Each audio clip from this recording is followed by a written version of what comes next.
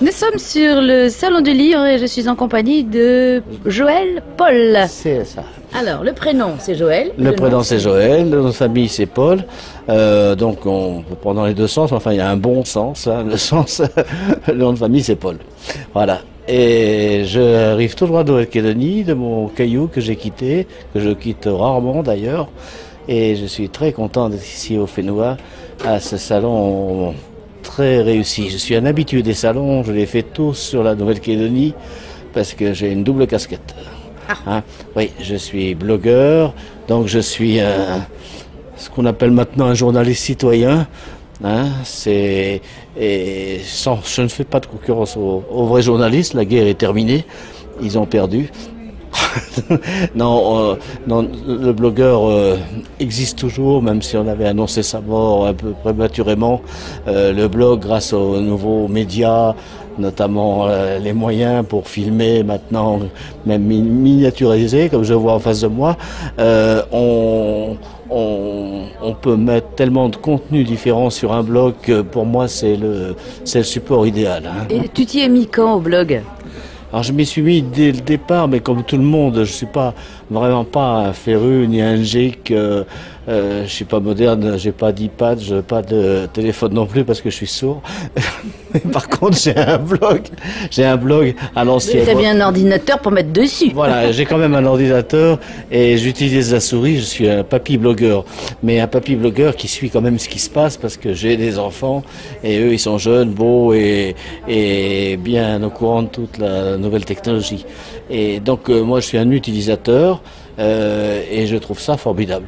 Et donc tu te renseignes, tu prends tes sources un peu partout, sur le net, dans le journal Alors, comme tous les blogueurs à l'origine, moi je suis resté blogueur canal historique. Je remixe des informations, j'allais dire que je pique, c'est pas le mot, qu'on récupère sur d'autres médias, des supports magazines notamment. Alors là, on travaille de plus en plus avec les youtubeurs. C'est formidable YouTube parce que là, on peut exister parce que un magazine classique ne peut pas mettre de vidéo quoi, sur papier, tout ce qui est papier. Alors là, on les concurrence sérieusement et on intéresse un public jeune, même vieux maintenant, tout le monde. Qui est né avec l'image et l'ordinateur. Oui, voilà, maintenant, c'est indispensable de mettre de l'image. Alors, mon outil de travail, c'est mon appareil photo, et je filme très peu, ou je demande à des amis ou à des enfants, mes enfants, de me suivre. Eux, même avec un iPhone, ils font du travail formidable qui m'étonne. C'est un travail d'équipe, en fait.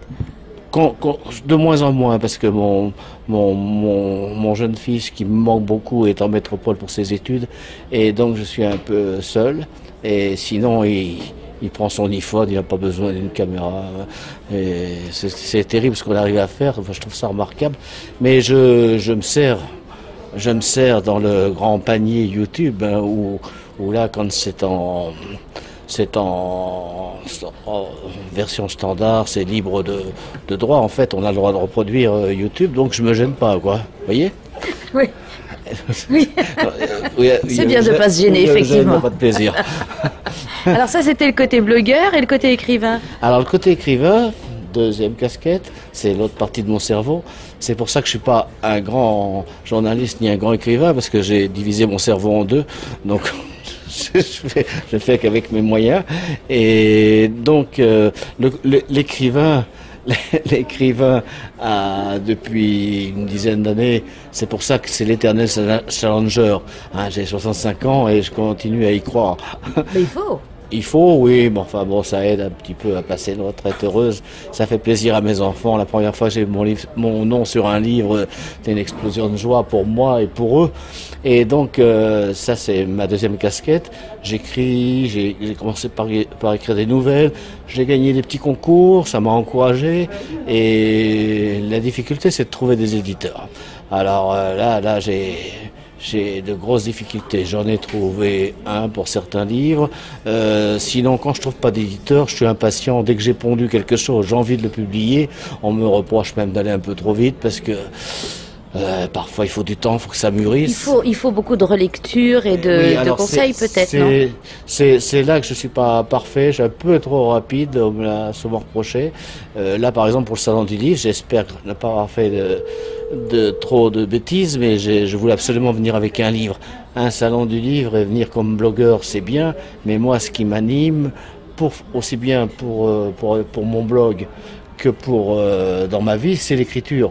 Alors donc venir sans livre, c'était ridicule. Donc j'ai sorti mon livre, Les Moustaches de Tigre, un livre inspiré depuis longtemps, hein, parce que déjà mon premier passage dans Polynésie en 1969, j'étais sur le bateau, j'ai rejoint mon père en Nouvelle-Calédonie, qui lui a immigré en Australie, il avait vraiment pas envie de rester avec moi quand je suis arrivé, mais pendant ce voyage de 45 jours, je suis passé par la Polynésie, et là j'ai rencontré à bord, j'avais 17 ans, j'étais une véritable éponge, j'ai rencontré des anciens de partout, des anciens d'Afrique noire, des anciens d'Indochine. Déjà là, ça a germé, parce qu'ils me racontaient leurs histoires, pas toujours très agréables à entendre. À l'époque, je comprenais pas, parce que je sais pas ce que c'était d'être colonisé comme on l'est dans le Pacifique, et c'est pour ça que mon sujet, c'est un petit peu la décolonisation de l'Indochine, où les colons s'aperçoivent que la France a perdu son prestige et ils vont devoir plier bagage. Hein. Mais j'en ai pas parlé, par exemple, j'aime bien écrire sur la Nouvelle-Calédonie, mais c'était délicat d'en parler pour la Nouvelle-Calédonie parce que... c'est en plein de tempête politique et référendum. C'est un petit peu délicat en ce moment. C'est délicat en ce moment, ça l'a toujours été, mais c'est normal. C'est normal parce que je comprends l'amour des descendants de colons, des Calédoniens d'adoption, des victimes de l'histoire, comme on dit chez nous, et je les comprends, j'ai appris à les aimer aussi. Donc on a un petit peu des difficultés à aborder ce sujet en Nouvelle-Calédonie, et c'est tout à fait normal. Mais donc pour en revenir aux Moustaches du Tigre. Alors les Moustaches de Tigre, j'ai choisi de parler donc du début de la décolonisation, de l'histoire d'un colon et l'amour qu'il a pour son fils qui est un rescapé de Langson. À Langson, tous les militaires français se sont fait massacrer par les Japonais et lui réussit à s'évader. Et ce père, qui a déjà perdu sa femme à la naissance de son fils, fait tout pour retrouver son garçon qui s'est réfugié au Laos, mais il ne le sait pas au départ du livre. Il pense que son fils est perdu, mais il sent qu'il est encore vivant. Donc ça, c'est le départ de mon histoire, qui se déroule dans un contexte très difficile et brutal, hein, parce que là, l'attaque japonaise des troupes françaises, ils nous sentent affaiblis, ils sentent qu'on fait plus le poids, on n'a pas été très à la hauteur pendant la Deuxième Guerre mondiale, les gouvernements français n'existent plus, la France a perdu son prestige. Ho Chi Minh dit c'est le moment d'y aller, quoi. Et puis, mais c'est pas Ho Chi Minh, c'est les Japonais qui commencent par nous faire beaucoup de mal, quoi. Voilà, alors on va pas tout déflorer parce que sinon personne ne va lire le livre. On va dire on connaît on connaît la fin. Une petite précision, c'est quand même une histoire d'amour entre un père et un fils. C'est banal entre un homme et une femme, entre un père et un fils, ça existe aussi, mais je veux dire, c'est un livre sur fond historique, mais c'est pas un livre d'histoire. Je lève cette histoire. Oui, c'est ce qui passe le mieux, c'est une façon d'apprendre. Voilà. Mine de rien, je rappelle les faits, j'ai beaucoup travaillé sur la documentation, sur le contexte, mais c'est un roman. Bien, on va rappeler le titre. Donc, Les Moustaches du Tigre. Merci beaucoup.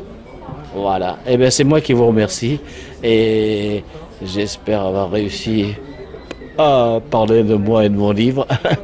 Pas de souci, vous avez bien parlé de toi, tu as bien parlé de toi, de ton livre et justement l'histoire qui nous donne envie de se plonger dans cette histoire de Moustaches du Tigre. C'est un roman historique. Merci Joël Paul. Merci beaucoup Martine.